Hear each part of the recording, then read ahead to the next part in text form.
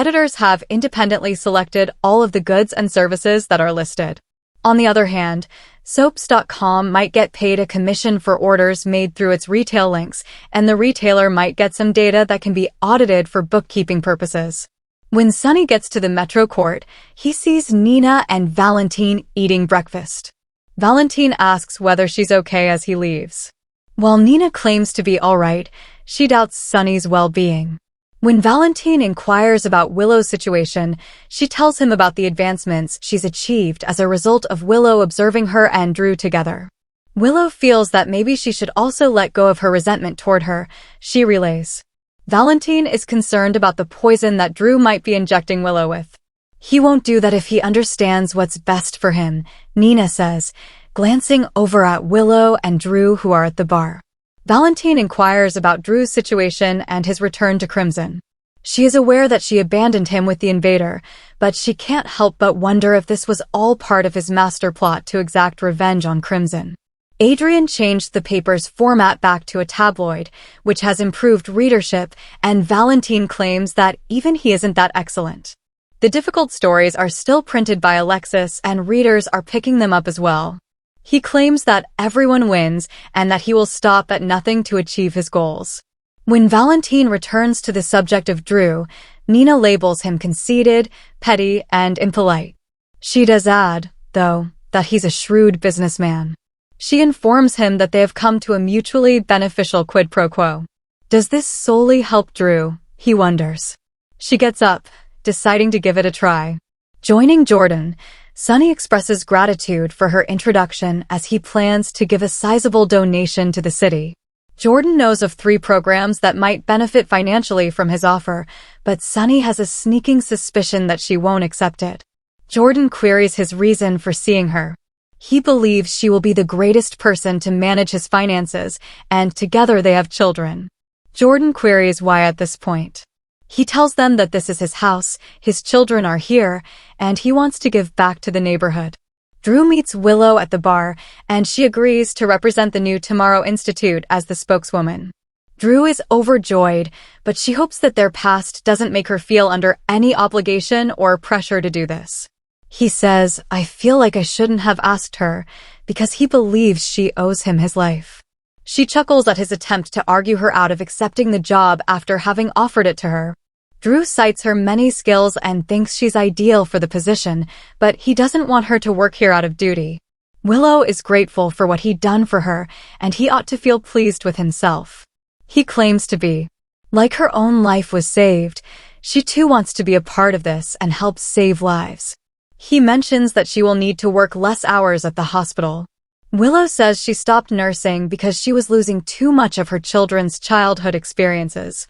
She has the advantage of being able to take a break from her work and prioritize spending more time with her family. Nina steps in and urges Drew to make time for her later this morning since she needs to run something by him for the upcoming issue. Willow stops her on her way out and decides to tell Nina about her news. Nina claims that, at the very least, she aspires to be able to express her pride in herself. With a smile, Willow replies, I can. Drew advises Crimson to write a tale about Willow and the Institute. Willow says she'd love to, and Nina urges her to set up an appointment with the Crimson representative when she's ready. They should enjoy the remainder of their morning, Nina advises. Willow smiles and responds, you too. Nina goes back to Valentine and tells him that her daughter gave her a smile and consented to an interview. She believes she is in complete control of her arrangement with Drew and that she can tolerate him as long as he has access to her daughter.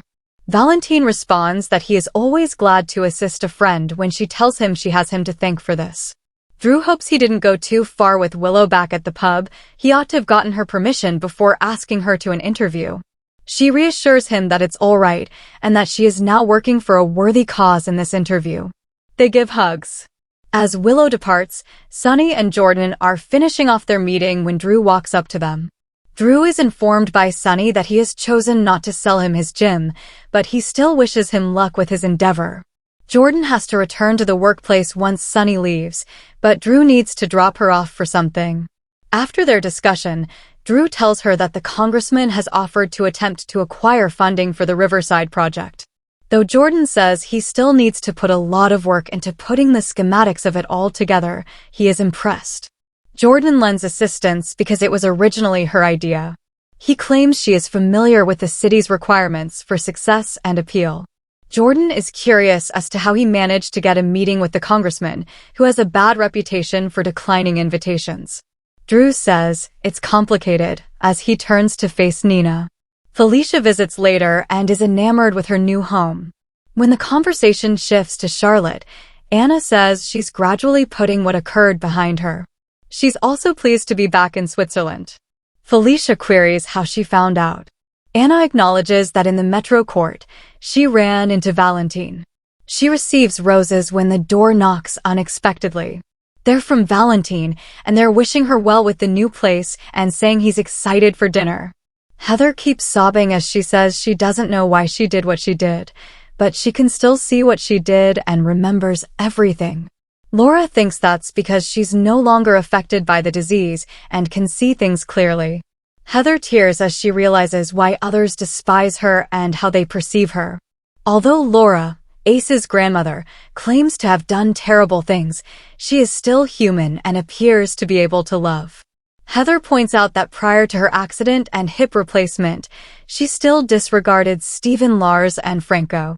Heather acknowledges that she realized she couldn't have been a good mother to children, but Laura points out that she still made sure they were safe. Years later, when she was an adult, she developed an obsession with them and questioned whether she might have been a decent mother had she not undergone the hip replacement. She also questions whether Esme would have survived if she had been able to locate her and assist her sooner. To assist Anna with her relocation, Bennett stops by her new residence with a few recruits, including Dex. In addition, he is making them perform their exercise routine of carrying the boxes up 3 flights of stairs. Jokingly, Anna threatens to drag Calvin down with her if she gets into trouble with internal affairs for this.